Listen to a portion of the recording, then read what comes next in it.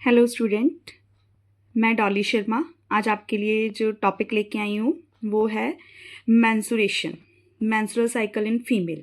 तो ये किस तरीके से अक्कर करता है, कौन से हार्मोन्स इसके अंदर वर्क कर रहे हैं, वो सारा कुछ आज मैं यहाँ पे आपको डिस्क्राइब करूँगी। ठीक है, तो अभी हम लोग इसे स्टार्ट करते हैं। तो जैसे कि मैंने आपको फीमेल रिप्रोडक्टिव सिस्टम में करवाया था कि ओवरीज अपना वर्क करेंगी, फिर फेलोपियन ट्यूब और यूट्रस। बट इन सब की प्रेपरेशन कैसे होगी, कौन कौन से हार्मोन्स यहाँ पे इसके लिए रिस्पॉन्सिबल होंगे और किस तरीके से एग की रिलीजिंग हो रही है और उसके बाद जो है मेंस्ट्रुएशन का फ्लो होगा, वो सारा कुछ मैं यहाँ पे आपको इसमें हार्मोनल फ्लो को और सब कुछ सारी चीज़ों को डिस्क्राइब करूँगी कि मेंस्ट्रुएशन पीरियड किस तरीके से अक्कर होता है। तो मेरी पुरानी वीडियोज़ को भी वॉच कीजिए, क्योंकि जो मैं आपको इस कॉन्टिन्यूस मैनर में इस सारे सब चैप्टर को करवा रही हूँ तो वो आपको तभी समझ में आएगा जब आप स्टार्टिंग से मेरी वीडियोस देखोगे इस चैप्टर की। तो चलिए अब हम स्टार्ट करते हैं अपना मेंस्ट्रुएशन साइकिल। तो मेंस्ट्रुएशन साइकिल में मैं सबसे पहले आपकी डिस्क्रिप्शन स्टार्ट करती हूँ। यहाँ पे देखिए, इस तरीके से जो है वो मेंस्ट्रुएशन साइकिल अक्कर करता है। इस साइकिल को मैं अभी आप लोगों को डिस्क्राइब करूँगी कि ये साइकिल कैसे वर्क कर रहा है यहाँ पे। तो सबसे पहले यहाँ पे मैं आप लोगों को एक फ्लो चार्ट की फॉर्मेशन में और एक जो है उसमें यहाँ पे बताऊंगी कि कैसे जो है मेंस्ट्रुएशन अक्कर करता है। ठीक है, चलिए मैं आपको अपनी एक डायरी पे समझा रही हूँ। हाँ जी, अब जो मेंस्ट्रुएशन होता है ना, इसके होते हैं 4 फेजेस। ठीक है, यहाँ पे ये 4 फेजेस के अंदर अक्कर करता है। मेंस्ट्रुएशन का मतलब होता है कि फीमेल रिप्रोडक्टिव सिस्टम का प्रिपेयर होना, ताकि वो अपना जो क्या कर सके, यहाँ पे फ्लो कर सके, ब्लड का फ्लो कर सके और हार्मोनल को कंट्रोल किया जा सके और हार्मोन रिलीज हो सके। तो that is all about a menstrual cycle. अब इसके यहाँ पे 4 फेजेस होते हैं मेंस्ट्रुअल साइकिल के: follicular phase, ovulation, luteal phase और मेंस्ट्रुएशन पीरियड। ठीक है, तो अब यहाँ पे सबसे पहले मैं आपको इसके थ्रू डिस्क्राइब करूँगी ये सारा कुछ। ये देखिए, ये हमारा जैसे साइकिल की फॉर्मेशन में, तो ये जो साइकिल है वो हमारा अक्कर करता है 28 टू 32 डेज के बीच में। ठीक है, इतने दिन के बीच में ये हमारा जो साइकिल है वो अक्कर करता है। 28 से 32 दिन के बीच बीच में हमारा मेंस्ट्रुएशन होना चाहिए। अगर इससे पहले आ जाए या इसके बाद में आए, 1 वीक बिफोर या 1 वीक आफ्टर, तो इससे क्या हो जाता है, ये इंडिकेट करता है कि आपकी बॉडी के अंदर हार्मोन्स का फ्लो अच्छे से नहीं हो रहा है या फिर आपकी बॉडी के अंदर कोई ना कोई प्रॉब्लम चल रही है जिसकी वजह से ये सारी प्रॉब्लम्स आ रही हैं और आपका मेंस्ट्रुएशन साइकिल जो है वो डिस्टर्ब हो रहा है। ठीक है, तो अब यहाँ पे देखिए, मैं आपको ये साइकिल को डिस्क्राइब कर रही हूँ। अब ये जो साइकिल है ना, वो स्टार्टिंग हो जाती है फर्स्ट डे से। जिस दिन आपका पीरियड साइकिल स्टार्ट हुआ है उस दिन से ये साइकिल स्टार्ट हो जाता है। 1 2 3 4 5 6 7 8 9 10 11 12 13 14। ठीक है, ये हो गया यहाँ पे 14 डेज वाला। 14 15 16 17 18 19 20 21 22 23 24। ठीक है, 24 25 26 27 28 29 30 31 32। ये हो गया हमारे साइकिल के यहाँ पे कि कैसे आपका साइकिल अक्कर करेगा इतने दिनों के 28 टू 32 डेज के बीच में। मैंने आपको ये साइकिल ड्रॉ करके बताया। अब देखिए, जो यहाँ पे फर्स्ट 1 टू 14 डेज हैं, ठीक है, तो इस दिन के अंदर यहाँ पे क्या हो रहा है, ओवुलेशन हो रहा है। अब ये वाले जिस दिन आपका पीरियड साइकिल स्टार्ट हो गया, जिस दिन मतलब आपको पीरियड्स आए हैं, उस दिन से वो फर्स्ट डे काउंट करना स्टार्ट करो। 1 से लेके 5 डेज तक आपका कौन सा साइकिल स्टार्ट चलता है यहाँ पे, मेंस्ट्रुएशन। मेंस्ट्रुएशन साइकिल जिसके अंदर आपके पीरियड्स आ जाते हैं। ठीक है, इसको हम लोग सिर्फ और सिर्फ 1 टू 5 डेज के अंदर ही काउंट करते हैं, क्योंकि इससे ज़्यादा इसका साइकिल नहीं होता है। 1 से 5 दिन में जब स्टार्टिंग डेज होते हैं गर्ल्स के तो 8 डेज हो जाता है, उसके बाद ये धीरे धीरे कम हो जाता है 5 डेज, और उसके बाद जैसे जैसे एज बढ़ती जाती है ये जो साइकिल है वो डिक्रीज करता जाता है। Period cycle 4 days 3 days 2 days और लास्ट 1 डे रह जाता है, क्योंकि जो फीमेल्स हैं उनके अंदर मेनार्क और मीनोपॉज। मेनार्क जब ये साइकिल स्टार्ट होगा, लाइक 10 to 12 ईयर्स में, और मीनोपॉज आएगा 45 to 55 ईयर्स के बीच में। मतलब इस टाइमिंग पे ये जो साइकिल है वो बंद हो जाएगा, मीनोपॉज में खत्म हो जाएगा ये वाला साइकिल, और इस टाइमिंग पे ये साइकिल जो है वो स्टार्टअप हो जाएगा। मेनार्क मतलब starting of the cycle and menopause is the stopping of the cycle, कि उस टाइम पे ये साइकिल स्टॉप हो जाएगा। तो यहाँ पर जब आपके पीरियड स्टार्ट हुए हैं तो यहाँ से लेके 5 डेज तक क्या रहेगा, यहाँ पे पीरियड साइकिल रहेगा, मेंस्ट्रुएशन रहेगा, पीरियड्स रहेंगे, ब्लड का फ्लो रहेगा। इस टाइमिंग पे आपका जो एग है प्लस एंडोमेट्रियम है, एंडोमेट्रियम और एग ये दोनों के दोनों ब्रेक हो जाएंगे। यहाँ पे ये आपको मैंने बताया भी था एंडोमेट्रियम की कहाँ पे फॉर्मेशन होती है। वेट, ये देखिए फीमेल रिप्रोडक्टिव सिस्टम। अब ये वाला जो मैं आपको साइकिल अभी बता रही हूँ ये यहाँ पे ओवरी के अंदर अक्कर कर रहा है, ठीक है। और ये है रेडिश जो यहाँ पे लाइनिंग नजर आ रही है आपको, एंडोमेट्रियम की लाइनिंग है। जब यहाँ से देखिए एग की कोई फर्टिलाइजेशन नहीं हुई, वो मूव करके जब यहाँ पे आया तो एग भी ब्रेक हो गया और एंडोमेट्रियम भी ब्रेक हो जाएगी। जब मैंने फीमेल रिप्रोडक्टिव सिस्टम करवाया था बताया था कि फीमेल की जो ये लाइनिंग है ये भी क्या हो जाएगी, यहाँ से डिस्ट्रॉय हो जाएगी और ये भी रिलीज होगी, और ब्लड साइकिल की फ्लो में ये भी यहाँ से क्या होनी स्टार्ट हो जाएगी, रिलीज होनी स्टार्ट हो जाएगी, ठीक है। तो इसी की अभी मैं यहाँ पे बात कर रही हूँ। चलिए अब यहाँ पे आ जाते हैं कि एग भी ब्रेक हो गया और एंडोमेट्रियम की लाइनिंग भी ब्रेक होगी, दोनों की ब्रेकेज होगी यहाँ पे। तो जैसे ही यहाँ से ये ब्रेक होगा तो ये 5 दिन तक जो है पीरियड साइकिल चलेंगे। अब उसके बाद जो हमारी ओवरीज हैं उनको इंडिकेशन मिल गई कि एग जो पुराना वाला एग है वो बर्स्ट हो गया है, अब न्यू एग की फॉर्मेशन स्टार्ट होनी चाहिए। तो इसके लिए वो कौन सा हार्मोन रिलीज करेंगे, आपको मैंने हार्मोनल कंट्रोल बताए थे, FSH follicle stimulating hormone, follicle stimulating hormone FSH release होगा, ठीक है। और यहाँ पे एक और हार्मोन रिलीज होगा एस्ट्रोजन। ये दो चीजें इन 14 डेज के अंदर रिलीज होंगी जो कि ओवरी के अंदर प्रोसेस चल रहा है, ठीक है। जो कि मैंने आपको पहले ही बताया था कि जो ओवरीज होती हैं दोनों साइड में, एक ओवरी अपना वर्क करेगी और FSH जैसे ही उसका पुराना एक बस्ट हो जाएगा उसको इंडिकेशन मिल जाएगी, अब FSH को वो स्टिमुलेट करेंगी। अब FSH जो स्टिमुलेट होगा पिट्यूटरी ग्लैंड से होगा, हाइपोथैलेमस ग्लैंड, और फिर एस्ट्रोजन रिलीज होगा। जो पहला हार्मोन है वो इन 14 डेज के बीच में रिलीज होगा और यहाँ पे ये क्या हो जाएगा, ओवुलेशन वाला साइकिल स्टार्ट हो जाएगा। मतलब फॉलिकुलर, सबसे पहले कौन सा आ जाएगा यहाँ पे, फॉलिकुलर फेस, ठीक है। फॉलिकुलर फेस का मतलब होता है यहाँ पे फॉलिकल्स की फॉर्मेशन होनी, एग की, न्यू एग की फॉर्मेशन होनी, न्यू एग बनना। अब जब यहाँ पे न्यू एग बनेगा तो न्यू एग के साथ साथ एंडोमेट्रियम भी दोबारा से प्रिपेयर होगी, क्योंकि वो पुराने एग के साथ वो खत्म हो चुकी है ना। तो अब यहाँ पे क्या होने वाली है, न्यू एंडोमेट्रियम की फॉर्मेशन होने वाली है, ठीक है। पुराना वाला एग क्या है, यहाँ से ब्रेक हो चुका है ये वाला, तो अब इंडिकेशन मिल गई FSH को। FSH ने यहाँ पे एस्ट्रोजन को रिलीज किया और एस्ट्रोजन ने अब क्या किया, न्यू एग की फॉर्मेशन स्टार्ट हो गई और उसके बाद एंडोमेट्रियम की लाइनिंग को भी फॉर्म करना स्टार्ट कर दिया, क्योंकि एंडोमेट्रियम की लाइनिंग ही है जो प्रेगनेंसी के लिए हेल्प करती है। क्योंकि अगर एंडोमेट्रियम की लाइनिंग नहीं होगी तो प्रेगनेंसी पॉसिबल नहीं हो पाएगी, ठीक है।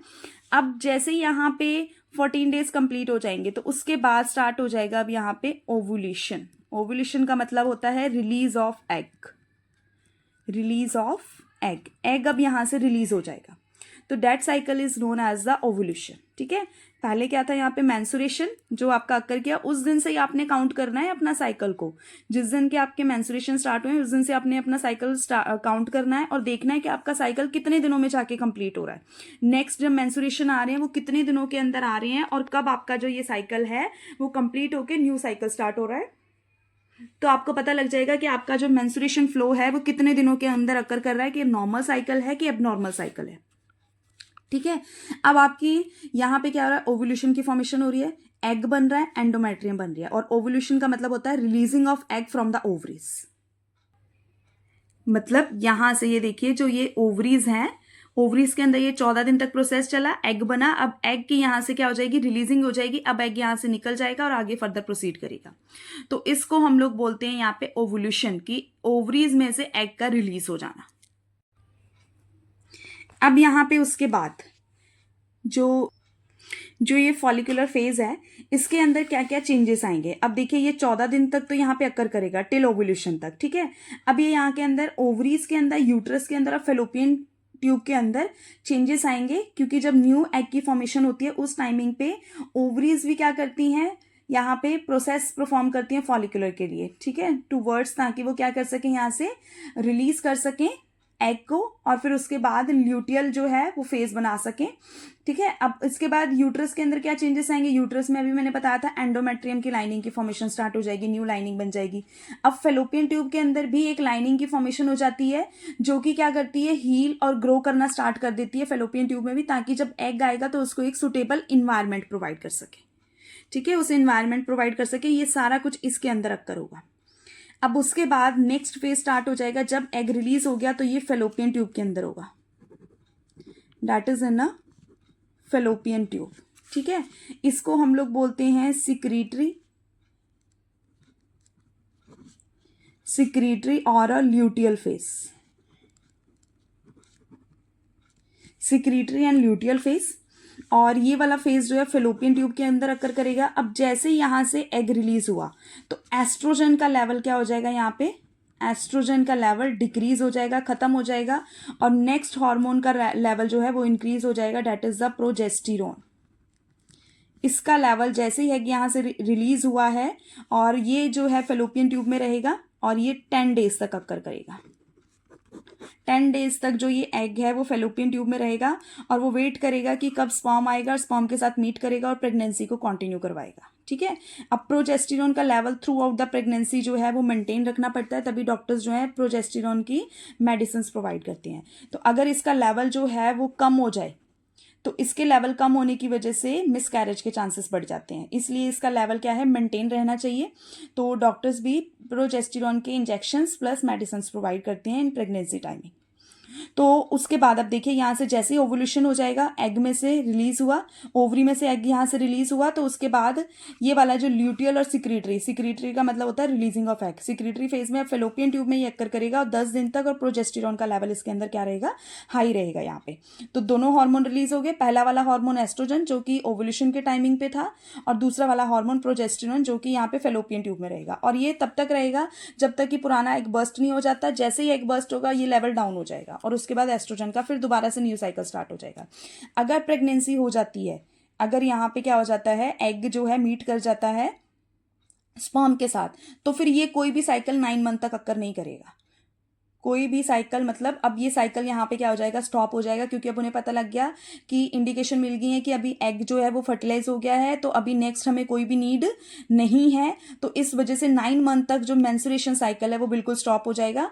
जब बेबी का बर्थ हो जाएगा उसके बाद फिर से ये साइकिल स्टार्ट हो जाता है, ठीक है। अगर यहाँ पे एग की फर्टिलाइजेशन नहीं हुई है तो ये साइकिल इसी तरीके से कंटिन्यू चलता रहेगा, ठीक है। तो अब इसके अंदर क्या क्या चेंजेस आएंगे, एक तो सबसे पहला चेंजेस यहाँ पे आएगा ओवरीज के अंदर। ओवरीज क्या करेंगी, जब एग रिलीज हो जाएगा तो वहां पे कॉर्पस ल्यूटियम की फॉर्मेशन हो जाती है, जो कि मैंने आपको बताई थी कि एक वहां पे फॉर्मेशन हो जाती है। ये देखिए, जब मैंने आपको ये करवाया था तो बताया था ना कि जैसे ही एग रिलीज होगा तो ये सारे सेल्स क्या करेंगे, यहाँ पे कॉर्पस ल्यूटियम की फॉर्मेशन करेंगे, जो प्रोजेस्टेरोन के लेवल को मेंटेन करेंगे, ठीक है। तो अब इसके अंदर यही हो रहा है कि यहाँ पे अब क्या होगा, ओवरीज के पता लग गया, अब जो है एग रिलीज हो चुका है, प्रोजेस्टेरोन का लेवल अब यहाँ पे मेंटेन रहेगा, that is the work of ovaries, कि जब तक पुराना एग या तो खत्म नहीं हो जाता या फर्टिलाइजेशन नहीं हो जाती तो ये प्रोजेस्टेरोन के लेवल को मेंटेन करके रखेंगे। यूट्रस के अंदर इसका वर्क होता है कि इसने एंडोमेट्रियम को मेंटेन करके रखना, ठीक है, और फेलोपियन ट्यूब में भी उसने एक्टिवेट करना कि स्पर्म इजिली आए और कोलाइड कर सके, और वहां पे इसको क्या करवा सके, फर्टिलाइज करवा सके और जाइगोट की फॉर्मेशन कर सके। That is the work of the luteal phase, जब यहाँ पे फेलोपियन ट्यूब में एग जो है वो रीच कर जाएगा, ठीक है। अब उसके बाद अगर फर्टिलाइजेशन नहीं हुई है तो अब एग कहाँ पे चला जाएगा, यूट्रस में। यूट्रस में फ्रीली मूव करेगा और सेकेंडरी oocyte स्टेज में, जो कि मैंने आपको oogenesis में बताया भी था, सेकेंडरी oocyte स्टेज में ये 4 to 8 डेज तक फ्रीली मूव करेगा। अगर 4 डेज हैं तो 28 डेज कंप्लीट हो जाएंगे, और उसके बाद मेंस्ट्रुएशन दोबारा से स्टार्ट हो जाएगा और न्यू साइकिल स्टार्ट हो जाएगा। अगर थोड़ा सा ये एक्सटेंड करता है 32 डेज तक जाएगा, तो 8 दिनों तक ये इसके अंदर फ्रीली मूव करेगा, और उसके बाद मतलब 4 से 8 दिन के बीच बीच में ये फ्रीली मूव करेगा, वहां पे कोई फर्टिलाइजेशन के चांसेस नहीं है, ठीक है। अब यहाँ पे बॉडी को इंडिकेशन मिल गई कि अब फर्टिलाइजेशन नहीं हुई है तो एग अब ब्रेक होने वाला है, तो अब दोबारा से प्रिपेयर करो FSH को और एस्ट्रोजन को कि न्यू फॉर्मेशन कर सके वो एग के लिए, ठीक है। तो इस तरीके से ये जो साइकिल है आपकी बॉडी के अंदर अक्कर करेगा, और यूट्रस के अंदर पॉसिबिलिटी नहीं है कि ये यहाँ पे फर्टिलाइजेशन कर सके, क्योंकि सेकेंडरी oocyte स्टेज के अंदर ये फर्टिलाइजेशन पॉसिबल नहीं है। अब यहाँ पे फ्रीली मूव करने के बाद उसके बाद ये क्या हो जाएगा, फिर से बर्स्ट हो जाएगा और ये साइकिल दोबारा से स्टार्ट हो जाएगा। तो you have to check your cycle by counting it, कि आप लोग पहले इसको काउंट करो कि आपका साइकिल जो है वो कितने दिनों के अंदर कंप्लीट हो रहा है। और इस तरीके से जो है आप लोगों के क्या होता है, यहाँ पे हार्मोन्स का फ्लो होता है। पहले 14 डेज के अंदर एस्ट्रोजन और फिर उसके बाद प्रोजेस्टेरॉन। अगर यहाँ पे एग है, प्रोजेस्टेरॉन का लेवल मेंटेन रहेगा। जैसे ही एग बस्ट हो जाएगा, एंडोमेट्रियम भी ब्रेक हो जाएगी और यूट्रस के अंदर जो वहाँ पे फेलोपियन ट्यूब में जो लाइनिंग थोड़ी बहुत वो प्रिपेयर है वो भी बस्ट हो जाएगी और न्यू एग की फॉर्मेशन स्टार्ट हो जाएगी और प्रोजेस्टेरॉन का लेवल यहाँ पे क्या हो जाएगा, कम हो जाएगा, डाउन हो जाएगा। फिर दोबारा से ये दोबारा लेवल सारे मेंटेन होंगे। अगर प्रेगनेंसी हो जाती है तो ये साइकिल यहीं पे स्टॉप हो जाएगा, 9 मंथ तक कोई साइकिल अक्कर नहीं करेगा। ये देखिए जो मैंने अभी तक बताया, that's all about a menstrual cycle. अब मैं यहाँ पे आपको इस डायग्राम के अकॉर्डिंगली शो कर रही हूँ कि यहाँ से जैसे ओवरी के अंदर न्यू एग की फॉर्मेशन स्टार्ट हुई है, जैसे ही एग बनेगा, एग यहाँ से रिलीज हो गया, अब ये कॉर्पस ल्यूटियम बना देगा यहाँ पे, जो कि प्रोजेस्टेरॉन के लेवल को मेंटेन करेंगे। अब इस टाइमिंग पे एस्ट्रोजन का लेवल हाई है। जैसे ओवुलेशन होगा, एस्ट्रोजन का लेवल क्या हो जाएगा, यहाँ पे डिक्रीज हो जाएगा। पहले प्रोजेस्टेरॉन का कोई लेवल नहीं था। जैसे ही एग रिलीज हुआ, प्रोजेस्टेरॉन का लेवल अब यहाँ से क्या हो गया, हाई हो गया। अब उन्हें पता लग गया कि अब क्या हो चुका है यहाँ पे कि एग की कोई फर्टिलाइजेशन नहीं हुई है, तो फिर प्रोजेस्टेरॉन का लेवल भी धीरे धीरे करके डाउन होना स्टार्ट हो जाएगा, क्योंकि उसे पता लग चुका है, इंडिकेशन आ गई है कि कोई भी यहाँ पर फर्टिलाइजेशन नहीं हुई है। तो उसके बाद एस्ट्रोजन अपने लेवल को अब क्या करेगा, हाई करने की कोशिश करेगा। तो ये इस तरीके से मेंस्ट्रुएशन का फ्लो होता है कि मेंस्ट्रुअल साइकिल जब चल रही है स्टार्टिंग में, तो वो क्या हो रहा है, यहाँ पे आपकी एंडोमेट्रियम भी और एग भी दोनों ब्रेक हो रहे हैं और उसके बाद न्यू साइकिल की फॉर्मेशन स्टार्ट हो रही है। अगर प्रेगनेंसी हो जाती है तो न्यू साइकिल नहीं चलेगा, अगर नहीं होती है तो ये साइकिल दोबारा से स्टार्ट हो जाएगा। तो इसी तरीके से आप लोगों को अपना साइकिल क्या है, काउंट करना पड़ेगा कि आपका साइकिल कितने दिन के अंदर अक्कर कर रहा है। ठीक है। तो FSH और LH जो कि मैंने हार्मोनल कंट्रोल करवाए थे, वो भी एक बारी आप देखना, उसमें भी मैंने यही बताया था कि कौन से हार्मोन कैसे फ्लो करते हैं। तो प्लीज़ मेरी वीडियोस को लाइक, शेयर एंड सब्सक्राइब करिए एंड वॉच करिए और शेयर करिए सबके साथ। Thank you so much.